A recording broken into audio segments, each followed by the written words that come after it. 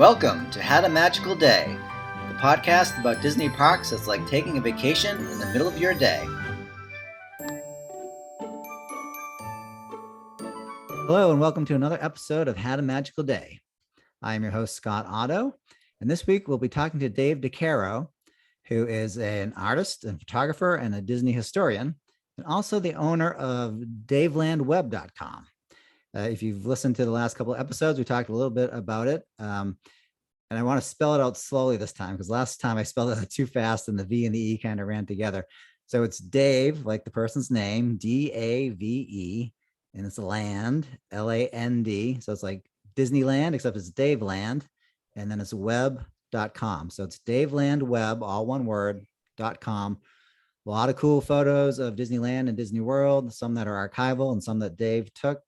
And then there's also his own art there that's really cool, and his own photography. There's also a link to his blog, which is really interesting look at kind of pop culture through the 20th century. So without further ado, let's welcome our guest, Dave DeCaro. Dave, thank you for doing the show. Thanks for inviting me, Scott. I appreciate it. I'm glad you could make it. So give us a little bit about your background. You're obviously very artistic. You do painting, you do photography. I know you do some other stuff. So why don't you tell us a little bit about how you got into art and how you knew that that was what your career was going to be? I remember probably going back to maybe age 4 or 5, just, scribbling like anybody else. My grandmother was an artist, so she really supported that, would always have pads of paper for me when I go to visit. And I would copy what I had in other books. And as a kid, I had a lot of Disney storybooks. There was it was kind of like an encyclopedia set, I think, with all the Disney stories and everything. So I was raised on that. Uh-huh. Back in those days, the Disney movies would only come out every 7 years. So if you wanted to see a Disney movie, you couldn't see it on TV. Snow White would be in the theater every 7 years. And if you missed it, you'd have to wait another 7. So both my dad and my mom, especially my dad, were really good about making sure that there was a Disney movie come to the local theater that I would go to it. And then there was the Art of Disney. I think it was by Christopher Finch. Mm-hmm. That came out around 71, I think. That was like a huge, huge book, like an art book that covered all things Disney, including the parks. And that thing was like my Bible, because it had all kinds of rare pictures. And so that was inspirational. So Disney really flavored my early years, and it just kind of stuck with me. I did not take art in college. I did not want to go to an art school. I wanted to have, I don't want to use the word normal, but a more well-rounded college experience. Mm-hmm. So I was a telecom major with an advertising concentration. I knew I wanted to do graphic design, so I got kind of a background on the marketing, the advertising end, and that's what I've done professionally. So the painting and the photography and all that's just kind of a hobby and a side thing, which means that I can enjoy it and I don't have to do weddings and all the other stuff that people have to take to pay the bills. Oh, that's nice. That's a good way to do it. So tell us how you kind of developed this DaveLandWeb.com. Like, how did you start collecting all these images of Disneyland and Disney World? It was around my 40th birthday. I went to Disneyland. That was part of my celebration. And typically before that, before I moved back to California, I would go to Disneyland maybe every 3 to 5 years. It was kind of a special thing. And then when I got to California, it was a little bit more often because it was closer for me. And my best friend at the time had never been to Disneyland or Disney World. And he was my age, in his 40s, and he just fell in love with it and wanted to go all the time. So we went a lot, and then, to try to make it a little bit more exciting for me too. I don't remember how I searched, but I did a search for old images, and I came up with a blog. I don't think the guy updates it anymore. It's Matterhorn59.blogspot.com, I think. Mm-hmm. Patrick. That was like a complete rabbit hole. He had so many amazing color and black and white images of the park when it was being built, early attractions I'd never heard of. And then I stumbled onto another blog, which was really cool too. And this one David Eppen. He still updates his. It's gorillasdon'tblog.blogspot.com. And he puts a lot of funny commentary with his images, but he gets a lot of really rare images. And so I thought, oh, well, it would be cool to have a few of those old images. Maybe I could find a few. So I went onto eBay, and the rest is history. I just got stuck, and then I would get these batches of slides, which I'm sure someone got for pennies from an estate. And there would be a few ones I'd be like, what the heck is that? So I would just put them on my blog and be like, I have no idea what this is. And then, some brainiac with a lot more knowledge than I had would chime in, came up with a website. I already had the website, and I thought, oh, I'll have a Disneyland page. So I put all these onto one page, and then it started getting full. So then I had it divided to land, then it became attraction. Some pages, it's according to decade, because there were so many images. It just kind of became like a runaway train, and the people I've met through it and the information I've gotten over the years has also been incredible. Yeah, I mean, people haven't been to the site. It's huge. There's just, yeah, and you have it alphabetical as well, so you can kind of go that way to find out the different images. And the thing I only realized recently as I was, checking out your pictures is that quite often in different sections, you also have some really cool background and some stories about different rides. I don't update as much anymore. I'm just not as involved in that. I kind of got to a point where there's only so many pictures of the castle you can collect and things like that. So unless I really see something cool, and I've kind of gone back to some other interests. I kind of got burned out on the Disney thing. But when I was going to the park steadily, some of the people like Bob Gurr that I would meet, or I met, Don DeFore's family, his two sons. Don DeFore ran a restaurant at Adventureland in the early years called the Silver Banjo Barbecue. It's an area that back then they called it New Orleans Street, because this was before New Orleans Square. He is the only, even to this day, I think the only person whose name, a real person's name, was used in a franchise, not a franchise, but in a restaurant in the park, known as Don DeFore's Silver Banjo Barbecue. And it was there from maybe like 56 or 57 until I think around 1960, which is when Walt started kind of taking things back himself. In the early days, he was just trying to fill up space, and so he would lease things out to, Fritos or other places like that, which saved him some money, helped him build other things. But the Silver Banjo Barbecue was so interesting to meet his sons, hear that story, how he came up with the recipe for the barbecue sauce. And Don DeFore is best known today as playing the father on the TV show Hazel, which was big back in the 60s. Oh yeah, I remember seeing it in reruns. Yes, he was the dad. Okay. He and Walt met through, I think it was it the Emmys, I think, and somehow got to know each other. And Walt was impressed with some of the things that Don had done at the Emmys, and they brainstormed on coming up with this restaurant within the park. So that, it's harder and harder as the years go by to meet people that actually were there at the beginning. But I was very fortunate that I've met quite a few through my years and taken their stories down. Or people who contacted me. They've written me that, my dad or my aunt or my uncle worked at the park. And I'm like, hey, if you wouldn't mind sharing your story. Some people do, and they share incredible stories and pictures, and others you never hear from again. But that's where most of those stories came from, my site. Yeah, there's some really cool stories there.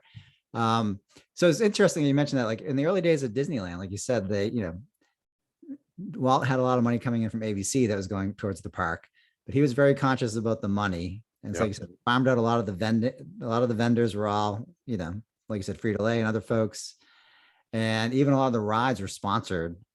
And that continued well into the 60s and even longer, where they had sponsors for different rides.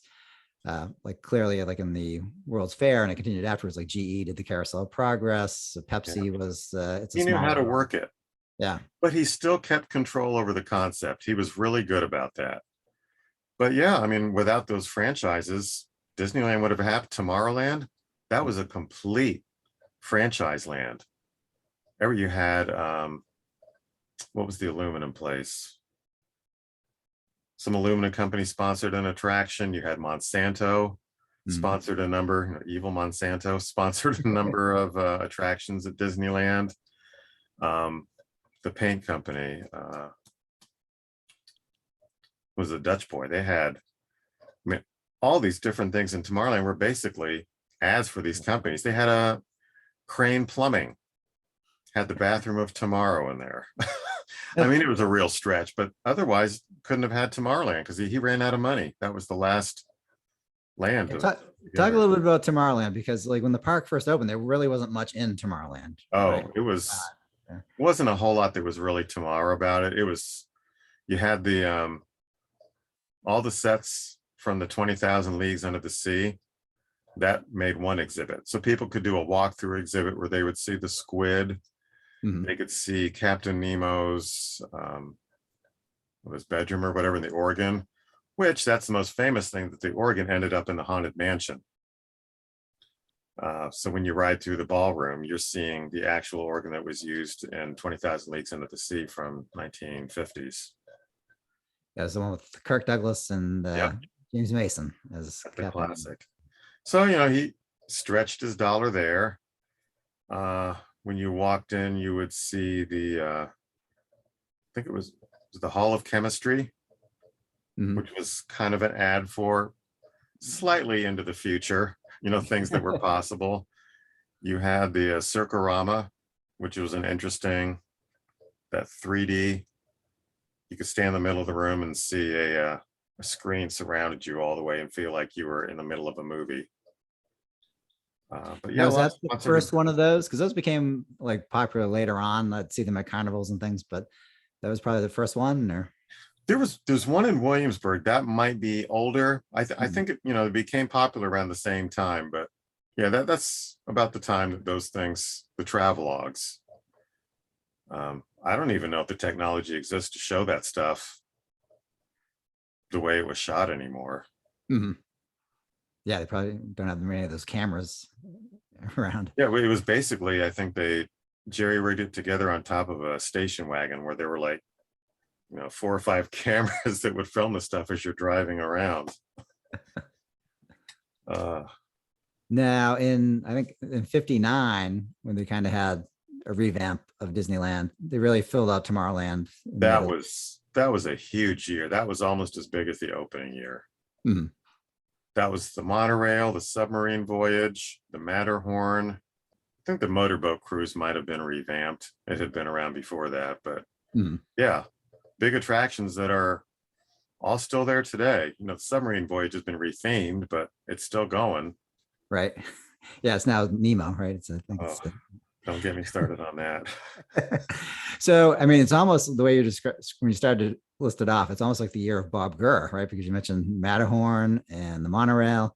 He was very big in those. So when you talk to him, I mean, that's usually a topic that comes up. Do you have any good Bob Gurr stories from talking to him?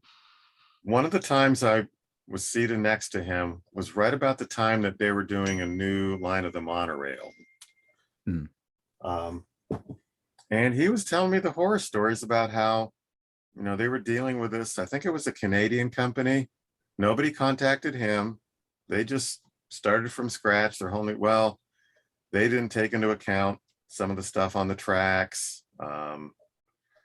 So, I mean, they had these cars that came to the park and they didn't fit.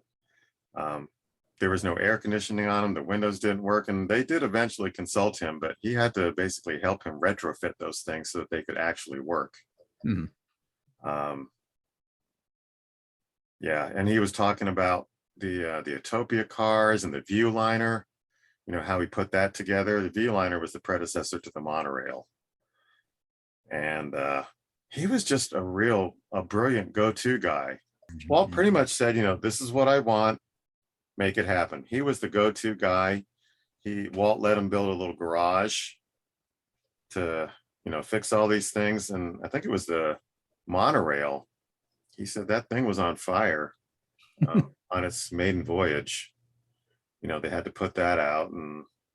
But, you know, the guests never really saw that stuff. And I thought I heard a story one time was before Nixon rode on the monorail. Like they still hadn't really got it working, right? And they were just kind of hoping. That was when I think they had a little fire or something. Uh, So interestingly enough, I got to meet Julie Nixon Eisenhower, who was there that day. That was on the christening. It was Nixon and his wife and his two daughters were there for the ribbon cutting. Um, when you hear Bob Gurr tell it, it's a little more dramatic, a little more funny. uh, Julie said, she didn't really remember it that way.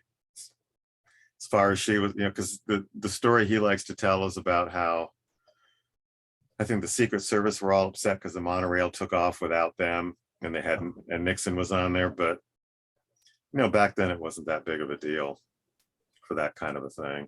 hmm.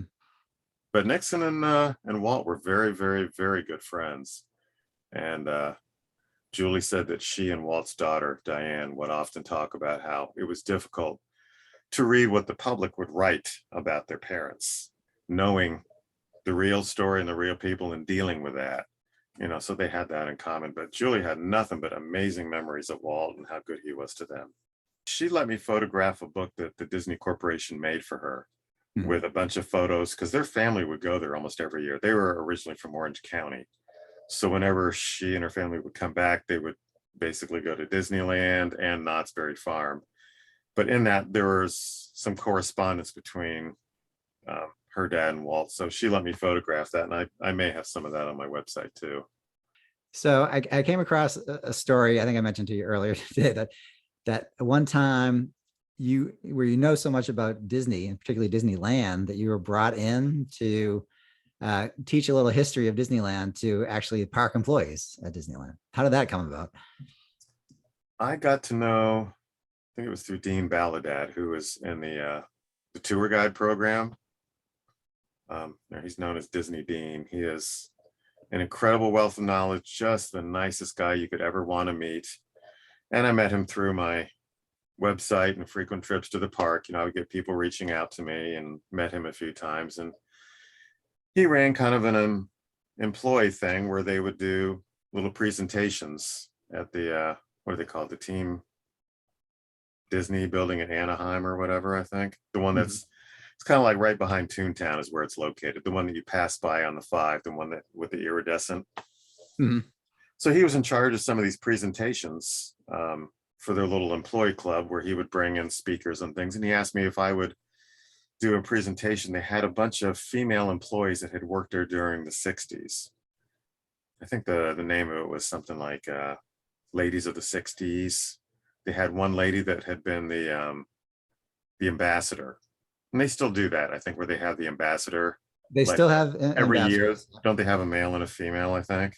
They have several now. Okay. Yeah, because I just saw something, I think, on the D23 website where they had like 5 new ambassadors. Yeah. They had one that had been an ambassador. They had women that had worked in the park during that time. So what they wanted me to do was kind of set the tone with my pictures and background on what the park was like in the 60s. And then they did a panel thing where these ladies talked, and oh my gosh, that was one of the most amazing experiences to hear these women talk, not only to hear their history about Disneyland, but just the time period. One of the favorite stories, and I tell this often, is one of the ladies had worked on the Matterhorn. And she would tell me that it was a fairly common practice where parents would get in line, and when they would come up to the cast member right before they got on the attraction on the Matterhorn, they would hand their baby off to the cast member or their little kid and say, we'll pick it up when the ride's done. I mean, can you imagine doing that today? Yeah, no.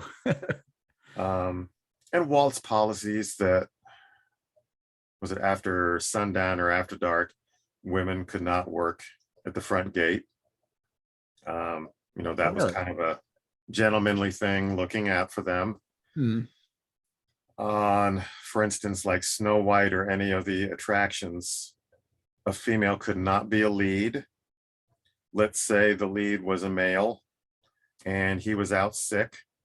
Even if the female that was working there had been there for years and knew the attraction, they would call a male from somewhere else, even if he didn't know anything about it, to have him work as the lead. Which was, when you could hear a little bit of their frustration. they would still basically be acting as the lead because they would be answering the questions and doing everything, but you would have to have a male who would do that. Mhm. Um, to talk about the dress code and makeup and all that kind of stuff. And some of these women actually would see Walt in the park, talk about him. He would come up and say hello to them. It's fascinating evening to hear them talk about this. Mhm. Yeah, it sounds it. Yeah, he was in the park fairly often, wasn't he? In Disneyland. He was very hands-on. He had the little apartment above the fire department, Right. which is why they have that lamp there now. The employees would know if Walt was in the park because the light would be on at night. So now they keep it on as a tribute to him. Yeah. And that part, or the apartment, if you ever get to go inside of it, is a true testament to what a humble man he was. Small little nothing apartment. Mhm. Didn't really have a bedroom. It was the living room, and they had the couches that would turn and convert into beds. The bathroom was a smaller than your typical hotel bathroom. Didn't really have a kitchen, kind of had a little sink and a little kitchenette area. It's just tiny, but he didn't really need a lot. He just Yeah. wanted to be there for when the park opened and to walk around and talk to people and get their opinion, and very hands-on. Yeah. Well, it's that, level of caring and that level of detail, that really makes the park great. His brother was the financial person. He was the creative, and they were a great partnership. Yeah, they certainly were. So, speaking of the history, you know so much about these different things. Let's talk about like some of your favorite things, and maybe we can show some of your photos while we're talking about. So for people listening to the podcast, also going to release this on our YouTube channel. And so you can see Dave's photos. So Dave, take us, you want to do the Viewliner first? You want to talk us about Sure. that? Because it's something like people don't really hear a lot about. That'd be interesting. I know I've seen it on your blog too, I believe. Yeah. Few people know about the Viewliner. I think it may have the record of being the shortest living attraction at the park. It debuted in, it was 57. And Walt wanted, I think he saw a thing, it was called the Aero Train, which was kind of a sleek train that was debuted at the Chicago. There was some kind of Chicago train or powertrain show, and he saw it, and he wanted something like that in the park. He was really big into the futuristic transportation. So he had Bob Gurr do it. And if you look at pictures of the Aero Train, which are on my site, and then you compare it to what the Viewliner were, very similar. The Viewliner was not really high-tech interior. It looked kind of sleek, but it was also very tiny. If you look at pictures of people in there, it almost looks like they're in a miniature vehicle. Very small. Yep. So that picture is from the Powerama show, which is what the Viewliner was based on. And you can even buy model trains now. They sell them, of this Aero Train. Viewliner almost looks like a toy train. And it ran on train tracks. So it ran kind of parallel for the most part to the Disneyland Railroad, but the route was between Fantasyland and Tomorrowland. It only had 2 stations. So it just kind of did like a little circle. Mm-hmm. So they had 2 trains running at the same time there for a little bit. Yeah, it was the Fantasyland Viewliner, and I forget what the names for them were, and then the Tomorrowland. So here's Walt and it kind of gives you, here's a little boy. He's almost as tall as the entire train. And you can see it's on the train tracks. At that time, it looked futuristic, but I wouldn't say that the mechanics of it. I think I remember Bob Gurr telling me it wasn't really stable. But it was basically train technology of the time. It wasn't correct. With it just a different shell. So just for this quick second, we have a picture here of the Viewliner next to the train, like you were just saying, the 2 tracks kind of running in parallel. Which the train, if I remember correctly, is at 5/8 scale to what a real train was. So you think, here the railroad or the regular train is 5/8, and the Viewliner is even shorter than that. It's really tiny. It is. It's pretty small. I'm sure it didn't have air conditioning, so as you can see, the windows are all open. It must have been pretty steamy in there during the day. But yeah, it was, it's interesting to see pictures of the 2 of them side by side to where the trains actually ran parallel. Yeah, that's a cool shot. And like you said, you do see the difference in scale there. That's not a great shot, but it shows the Viewliner station in Tomorrowland. Okay, so that's what that is. And what's the thing in the background, the rocket? That is the Rocket to the Moon attraction. So there's I think it's still there, a miniature version of it that Coke sponsored. It was called the Moonliner. So that was a model of a rocket ship, because space travel was still futuristic back then. And then you would enter into a attraction building behind that rocket called was it Rocket to the Moon originally, I think, where you would sit in an auditorium that was shaped round. And the premise was that you were on a spaceship and you'd see this movie that would show the rocket ship taking off. So you would feel like you were taking a trip to the moon. So that was a huge attraction. And then they rethemed it to Mission to Mars. Okay, that's when I started going to the park. So that's the same attraction. They did dismantle that. So the one that's there now is a smaller replica of it. This is right outside of Space Mountain, I think. Yep. So this one, I thought I saw something online recently about it. Like they actually built it like to spec as a rocket. Like it was very much made by rocket people in terms of, obviously it doesn't have the fuel and all the inner workings of it, but the outer casing is the same.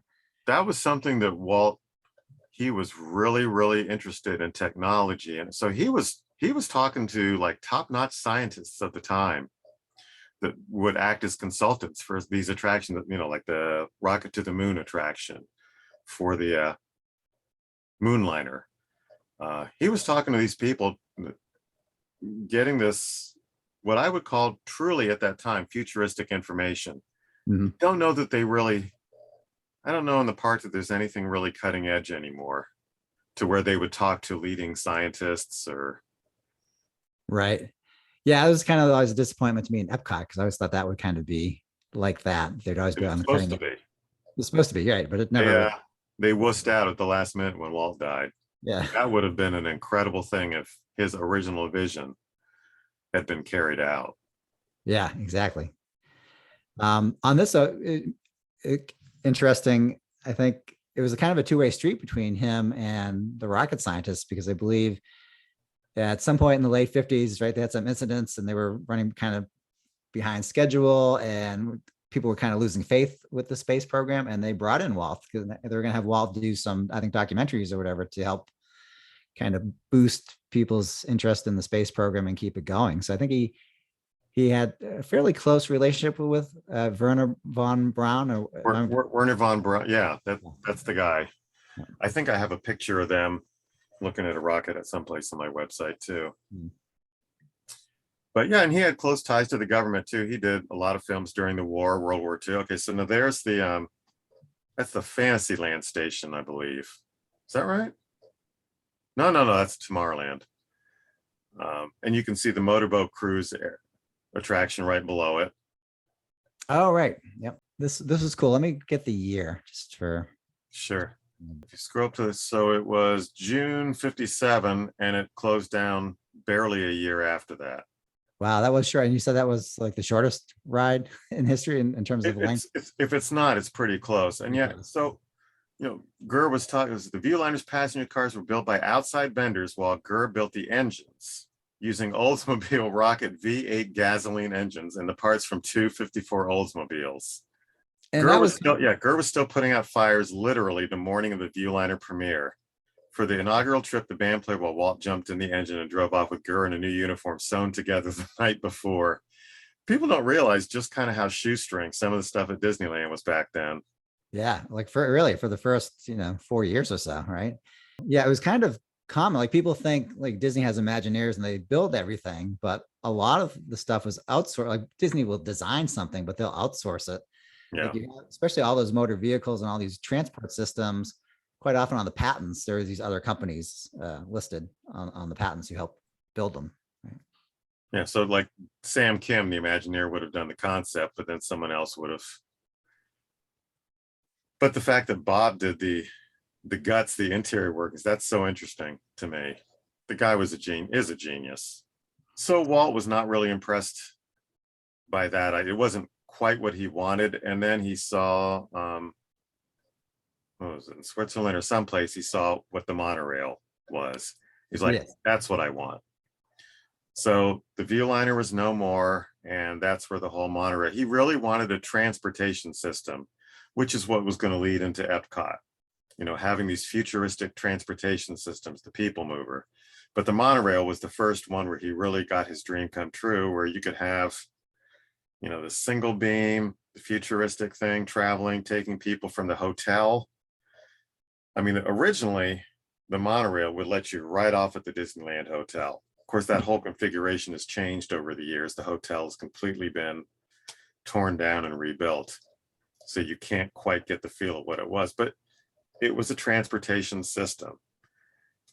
And then the people mover, which the tracks are still there, but I think you only have it at Disney World now.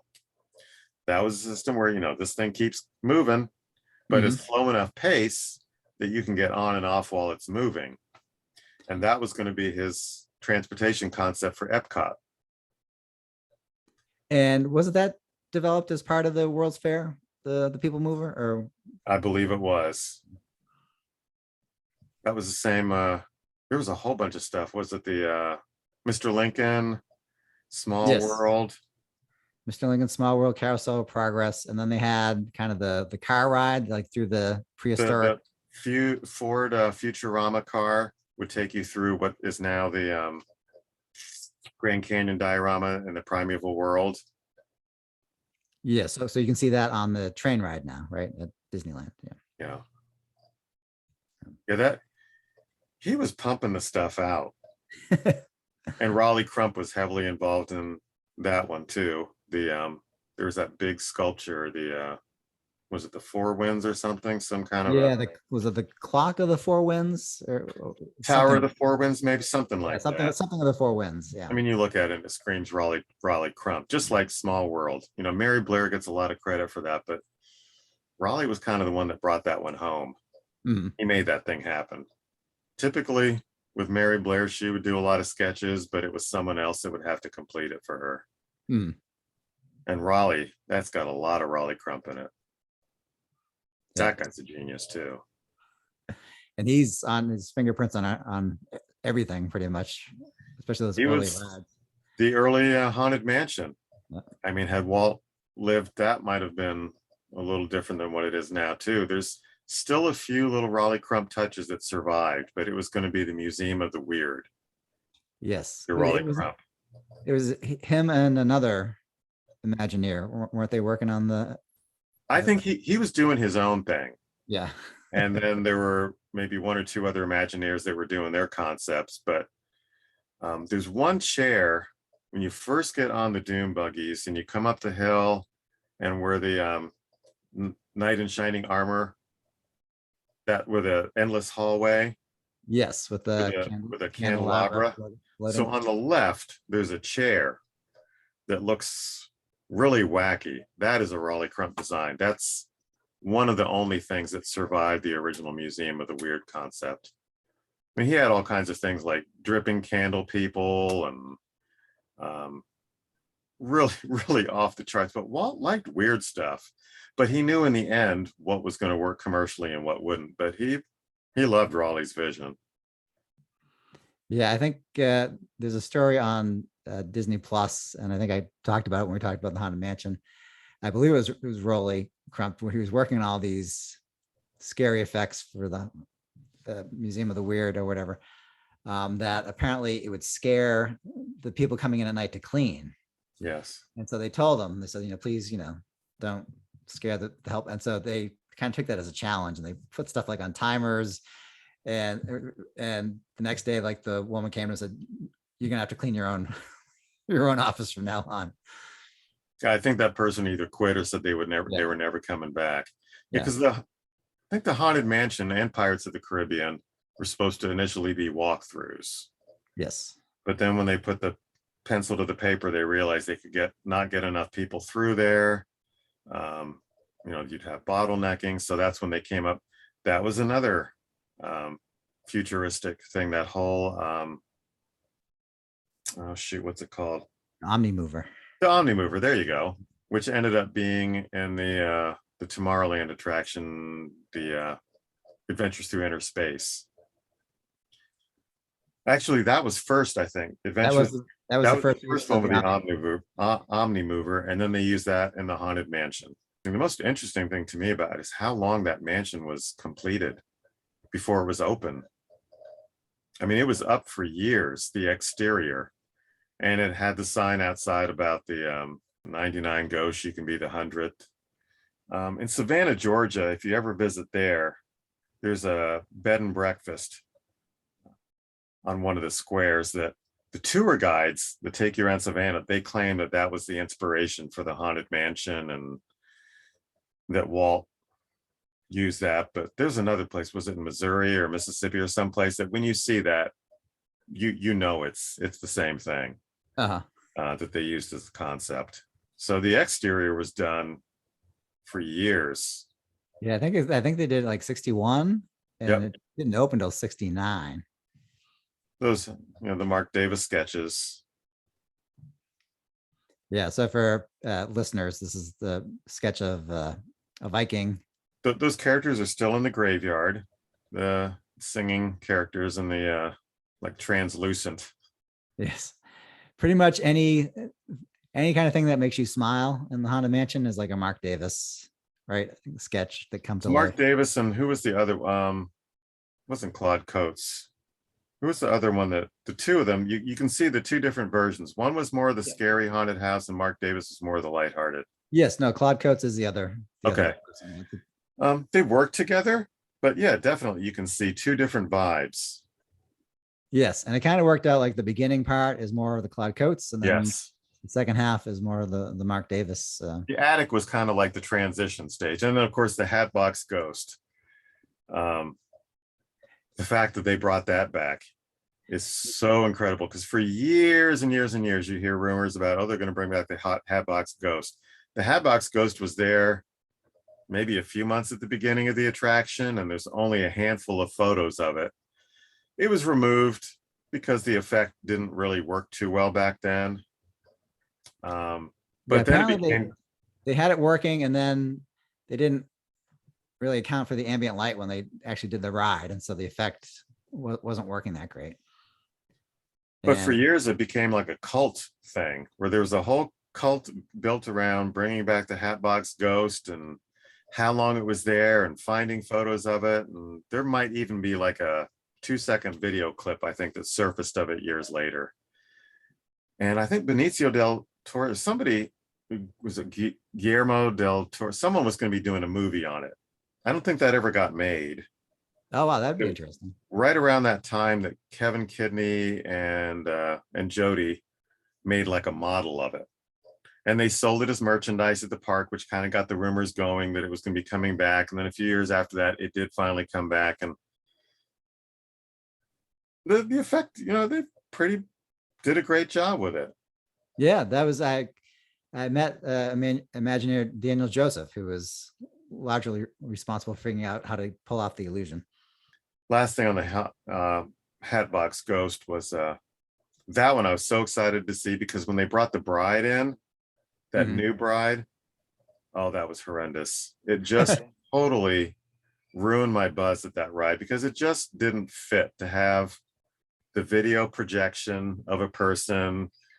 It just kind of took you out of the whole Mark Davis feel. But to get the Hatbox Ghost in, it kind of gets you back into it quicker right before you get to the graveyard. Yeah. I hope at some point they do something better with that constant ride. Yeah, just doesn't fit with the whole axe thing. And yeah, I mean, I know they're trying to tell a story, they're trying to tie, like, why is this house haunted, more or less, but they get too involved in these convoluted stories. I mean, whenever I hear that, and I will not mention her name, but she's trotting out a story of why they're doing something, Walt's whole concept, and I forget who it was that was telling me this, like on the Pirates of the Caribbean, he wanted it to be like a cocktail party where you're taking the boat through and you hear these little conversations. You don't need a whole big overarching story about, someone's dead aunt from 100 years ago. But these little cocktails, every time you go through, you hear something different. You're catching these little bits of conversation and seeing these little vignettes, and it makes you want to see it again, because you can't see all of it the first time. But now, they try so hard to stick to these convoluted stories that no one cares about. No, They're not interesting. If you have to tell the story, it's not working. yeah, it's better just to have a little let you fill it in with your imagination, the details. But now it's the whole thing about the Dead Sea Captain and Constance and 8 husbands, and they have the pictures are all. Oh my God, who cares? Is it interesting? Does it catch your attention? Yeah. All right. Well, this has been fantastic. Before I let you go, you want to talk a little bit about your art? I was checking it out. It's really cool, and you do commission, and it's fairly reasonable price for original art, I think. So, you want to talk a little bit about your style of the art? I'd say my style is probably more photorealistic, but a little pop artish. My influences, I love Norman Rockwell, his realistic style, but he's a storyteller with his paintings. But I love his style. I love Andy Warhol and the whole pop culture, Lichtenstein. So, God, was that? No, not Lichtenstein. Who's Roy? Yeah, Lichtenstein did like the pop art. Right? Yeah, the pop. Okay, so I had that dots. right. He did a lot of dots, right? I think. Yes. Yeah. And of course the Disney animators, they were all artists. They do not get their due, but you look at some of those things from Sleeping Beauty and the backgrounds and the way that the animation worked with the backgrounds, that stuff's art.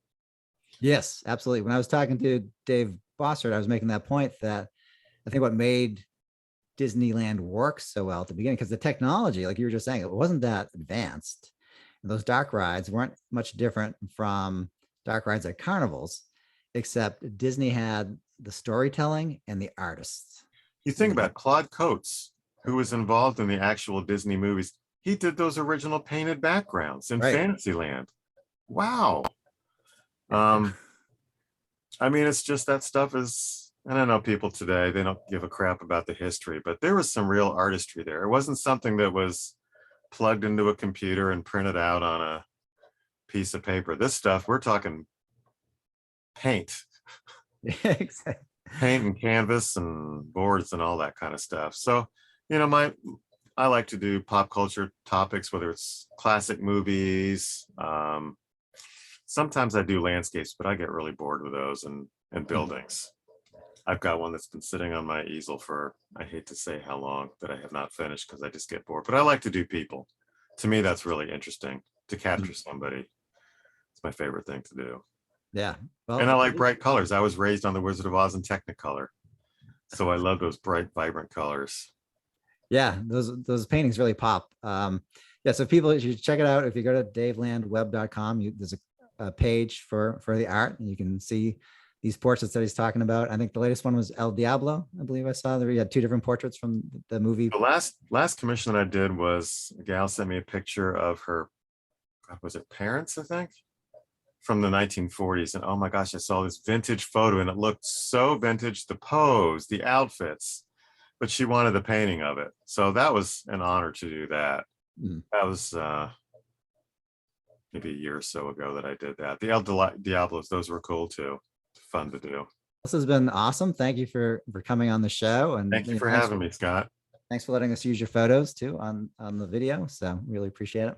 Of course. All right. So once again, I want to thank our guest, Dave DeCaro, and we'll see you real soon. Real soon.